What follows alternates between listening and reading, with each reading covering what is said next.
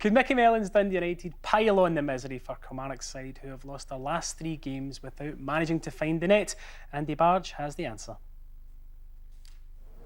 Winning hasn't been a habit for Dundee United or Killie recently, and they both make a few changes this evening. United opt for 2 strikers but drop top scorer Nicky Clark. McMullen and Bolton's pace is let loose out wide from the start. Killie have scored in only 1 of their last 7 games, and they go with a 3-4-3 due to a lack of available fullbacks. Kilty is in for Kabamba.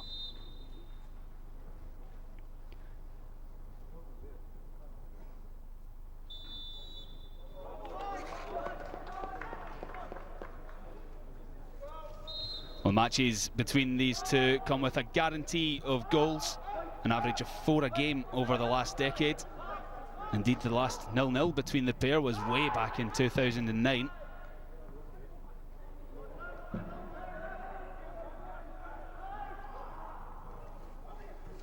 Well held up by Brophy. Fuchs picks the pocket of Alan Power.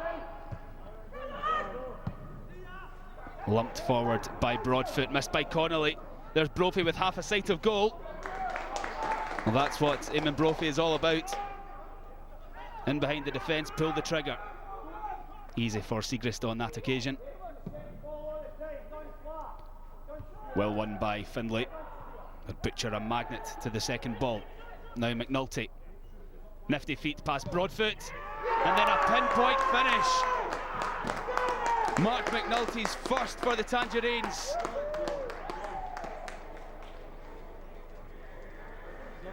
Well, he made going past Broadfoot look easy, and he had the finish to match.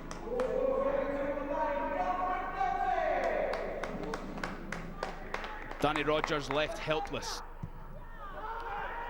Well, that's a stray one from Tishbola. Now Bolton salvaged a point against Hibs at the weekend. He's looking for Shankland, and that's a lesson in composure from Lawrence Shankland. One we've not seen too often from the striker this season.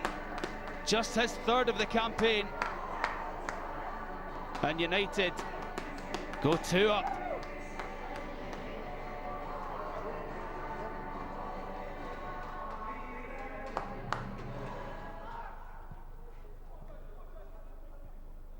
Lovely exchange. Mackenzie missed by Connolly. Waters at the back post.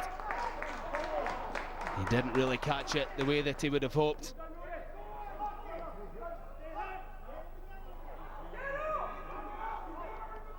Here's Power. Can Kelly look for him to grab the game by the scruff of the neck? There's Waters again at the back post. Well, Callum Waters isn't too familiar with finding the net. His last goal came back in 2016. Here's Pinnock. Waters. Well, Kabamba's missed it. There's Chris Burke. Oh, and it just wouldn't sit kindly for Killie's top scorer. There's Broadfoot. Cleared in the end by United. Bit of hesitancy in central midfield. And there's Bolton sent on his way. Mackenzie and Tishbola can't keep up. It's Bolton. Well, Findlay was in the way. Not the greatest cutback. And the game starting to really get away from Killie now. Here's McMullen. Feeds Clark, who's off the bench. Well saved by Danny Rogers. Deafening Arab cries for a penalty. McMullen and Findlay coming together. Stephen McLean not interested.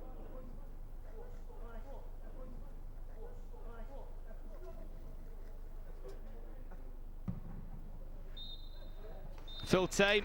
That's a big win for United and a big night for their strikers. McNulty and Shankland both on the score sheet. Killie's woe continues. That's 7 blanks fired in the last 8 games. We just felt there's been signs lately that we can maybe push a few more players forward or whatever, like we did tonight, but still keep that defensive organisation like the boys did. Every one of the outfield players did. So no, it was a really good performance. We're really pleased with him. It's just not working for us at the moment, but we would dig in and fight, and And as long as we're honest with one another, and like I said, when time comes, if the time is coming when someone says, well, we have to move, then that's the way life is, you know what I mean? I'm not going to beat myself over it. I'll do my best every day. I'll work hard, and they will work hard, and we'll pull through together. A fourth home league win of the season for Dundee United, and a first goal for Mark McNulty. He played well. He did, yes, he's an impressive player. He's one of these players that comes up with special moments in games. You know, he's always a threat, lovely footwork, you know, always thinking, can he create something, can he get a shot off, and that's exactly what he did. You know, nobody likes to come up against attacking players that take you on and are very direct. And, you know, lovely finish, bottom corner, and I don't think there's any questions over the goalkeeper in that. No, he linked well with Lawrence Shankland tonight as well, didn't he, Michael? That was a feature. Yeah, I mean, it was. Look, Dundee United changed the shape of the team tonight, and I think it worked. You know, getting some more attacking threat in the wide areas, and it provides some ammunition for the strikers, because you know that with Shankland and McNulty tonight, and obviously Nicky Clark, who's been the main goal scorer so far this season, there are goals in the team. The problem's been creating those opportunities. And well, let's take a look at those wide players in the wide areas that they used well tonight. And obviously you had you know, Bolton down one side and McMullen down the other side, and you know, you look at the number of bodies that Kilmarnock have got in the box. Shankland's the only one there, but he gets the goal.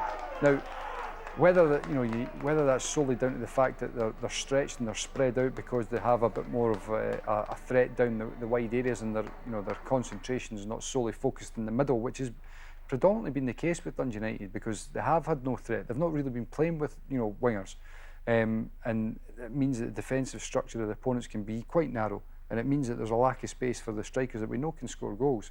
And in that instance, there obviously it definitely helped. And when you think about Nicky Clark, he has been the main man. And I heard a ludicrous stat earlier on that if you took away his goals from the team, and you would still think there should be plenty more there, they would be 10 points worse off. So it just shows you how important it was for McNulty and Shankland to come up with the goods there tonight, because a lot of it's been falling on Nicky Clark's shoulders so far. Leanne, Kilmarnock have got a clear problem with scoring goals just now. Just one goal in the league in the last 12 hours of play. I mean, that's a terrible statistic. Yeah, it's not a statistic that you want, especially at this time of the year when there's so many games. You know, there's so many points up for grabs, but they just look a bit lacklustre, a bit stressed and a bit nervous when they do get into the attacking third. You know, snatching at shots, really, you know, can you take an extra touch? Can you really go and cause teams problems? They've not been doing that. You know, they're chopping and changing with the front players, and even a player like Eamon Brophy, you know, we've seen so much from him over the last number of years, and he's been such a threat. And you know, tonight he just looks, as I say, nervous is the word, and it's just not happening. It isn't happening, Michael, but they've lost 7 of their last 8 games, and in those 7 games, they've failed to score. Yeah. That's a major concern. It really is. It looks a bit disjointed now. Obviously, they went to a back 3 there tonight, trying to find something that's working. Nothing's working at the moment, and it needs to turn that around, because it's an alarming slide. It certainly is. Okay, Livery.